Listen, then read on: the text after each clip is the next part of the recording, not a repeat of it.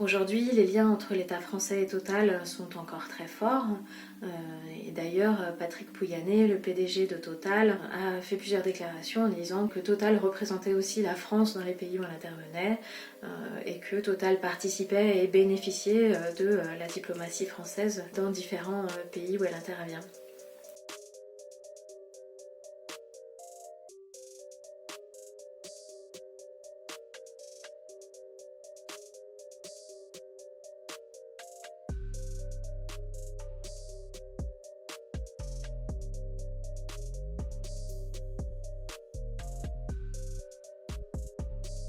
Survie, c'est une association qui lutte contre la France-Afrique, contre la politique néocoloniale et impérialiste de la France dans ses anciennes colonies en Afrique, mais aussi aujourd'hui au-delà. Donc on est amené à dénoncer les nuisances de la politique étrangère de la France en Afrique, de la diplomatie française, le soutien aux dictateurs, la politique d'interventionnisme militaire de la France en Afrique, mais aussi l'impact des entreprises françaises qui ont leur activité en Afrique, les impacts sur les droits humains, sur l'environnement, le pillage des ressources, le recours aux paradis fiscaux judiciaires, etc.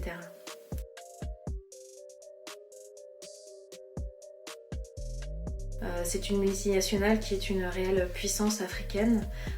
Elle exploite une grande partie du pétrole des 4 premiers producteurs de pétrole africains, le Nigeria, la Libye, l'Algérie et l'Angola. Cette présence africaine de Total est en fait un héritage d'Elf. Elf qui a été créé dans les années 60 pour exploiter le pétrole les réserves de pétrole qui venaient d'être découvertes en Algérie et au Gabon.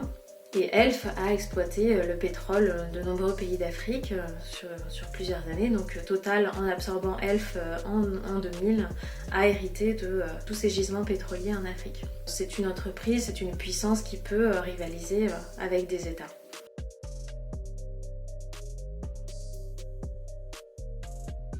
Elf a aussi été créé pour permettre d'exercer une diplomatie parallèle de la France en Afrique. Elf était la couverture pour l'intervention des services secrets français en Afrique et comme un État dans l'État a permis pour la France de mener une politique étrangère en Afrique plus occulte, a permis à la France de financer des dictateurs, de financer des mascarades électorales, de financer des coups d'État, des guerres civiles comme au Congo, au Brazzaville ou au Biafra.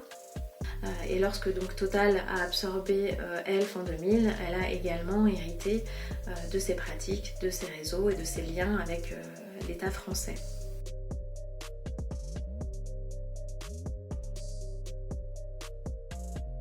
Aujourd'hui, les liens entre l'État français et Total sont encore très forts.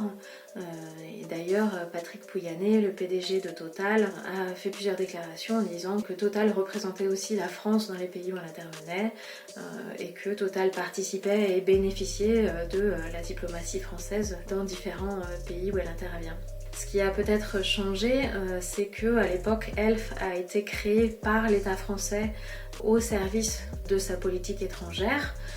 Alors qu'aujourd'hui, c'est peut-être plus Total qui utilise la politique étrangère de la France pour ses intérêts, sachant que la France le lui rend bien et que les intérêts entre Total et la France sont souvent convergents dans les pays où ils interviennent.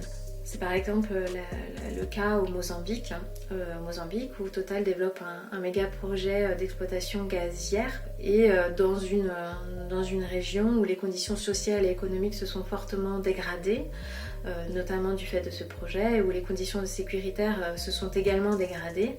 Et la France, depuis quelque temps, développe sa coopération militaire avec le Mozambique, notamment dans cette zone, pour servir les intérêts de Total et préserver les intérêts de Total dans ce secteur.